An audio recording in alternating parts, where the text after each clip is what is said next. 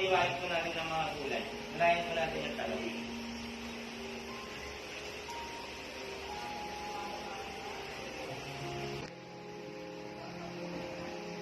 Kapag po nag-engage, malilinis ako sa ito.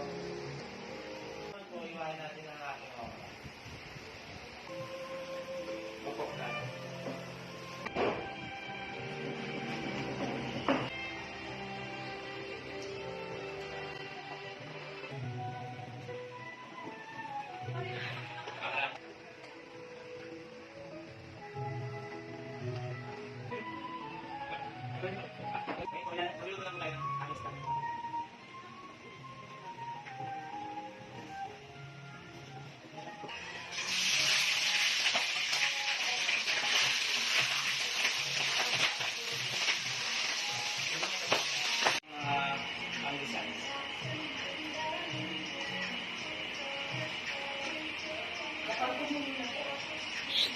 Kapag kumulo na po, i-mix na po natin ang ating mga gulay.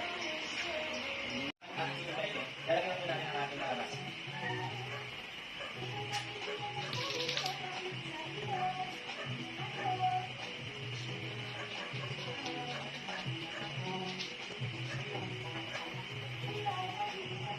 Ngayon naman po, isusunod na natin ang ating sila.